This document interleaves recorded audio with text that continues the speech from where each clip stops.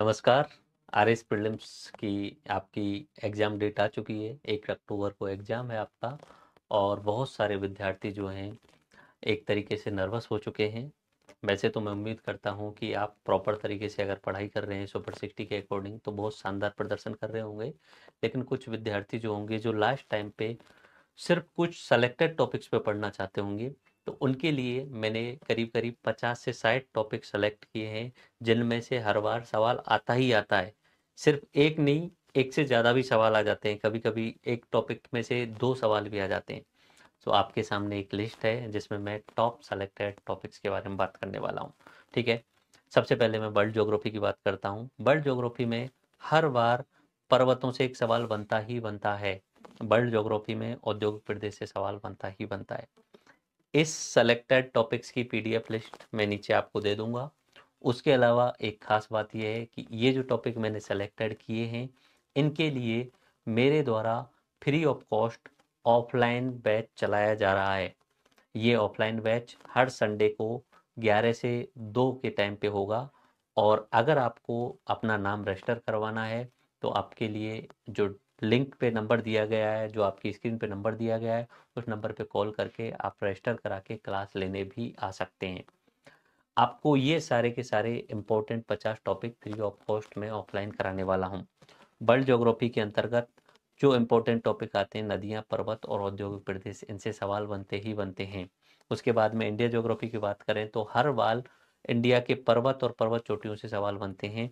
हर बार India की नदियों से सवाल बनता है। हर बार इंडिया की ऊर्जा से रिलेटेड सवाल बनता है। हर बार खनिज से रिलेटेड सवाल बनता है और हर बार ट्रांसपोर्ट या परिवहन से रिलेटेड सवाल बनता है। ये सेलेक्टेड टॉपिक्स हैं जो डायरेक्टली कम टाइम में, इवन इफ जब मैं ऑफलाइन क्लास कराऊंगा तो वहाँ पे आपको एक शॉर्ट पीडीएफ्स भी आपको प्रोवाइड कराने वाला हूँ, तो कम टाइम में आपको बेस्ट कंटेंट मिलेगा ही मिलेगा।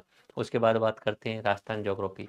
राजस्थान ज्योग्राफी वैसे तो मैंने पूरा डिटेल में आपके लिए पढ़ा रखा है, फिर भी कम टाइम में अगर हम रिवाइज करें तो निश्चित इन सेलेक्टेड टॉपिक्स को पढ़ लेना। जनसंख्या हर बार 2 सवाल बनते ही हैं, हो सकता है 3 सवाल भी बन जाए, ठीक है? राजस्थान के उद्योग, उनसे सवाल बनना ही बनना होता है। ऊर्जा, जलवायु, राजस्थान के खनिज, सिंचाई परियोजनाएं, जैव विविधता, ठीक है? उसके अलावा राजस्थान की पर्वत और चोटियों से भी सवाल बनता है, तो ये सेलेक्टेड टॉपिक आपको ऑफलाइन क्लासेज में पढ़ाए जाएंगे।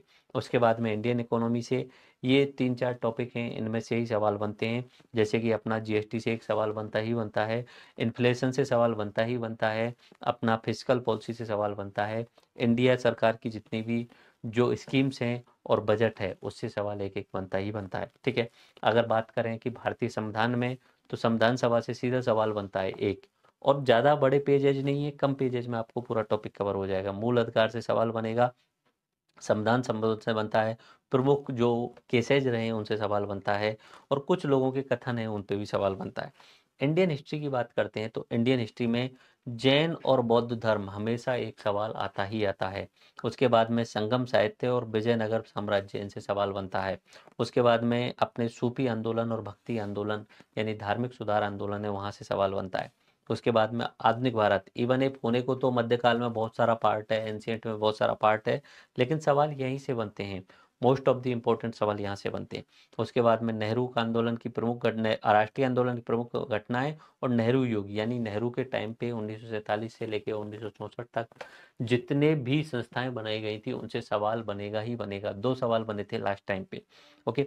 अगर हम राजस्थान हिस्ट्री पे आ जाते हैं तो राजस्थान हिस्ट्री में सबसे ज़्यादा सवाल बनते हैं मॉडर्न राजस्थान से। मॉडर्न राजस्थान में 1857 की क्रांति आती है, प्रजामंडल आंदोलन आता है, किसान आंदोलन आता है और राजस्थान का एकीकरण आता है। 4 से 5 सवाल यहाँ से बन जाते हैं। अब होने को तो मध्यकाल का राजस्थान बहुत बड़ा है, जिसमें मेवाड़ है, मारवाड़ है, बीकानेर है, जयपुर है, चौहान वंश है, गुर्जर प्रतिहार है, लेकिन वहाँ से सवाल उतने ज़्यादा फ्रीक्वेंटली नहीं बनते हैं, कम बनते हैं और पढ़ना ज़्यादा पड़ता है। तो उनके लिए आप थोड़ा सा कम पढ़ाई करके भी जो है वो उन्हें छोड़ सकते हो, क्योंकि वहाँ सेलेक्टेड में रहता है।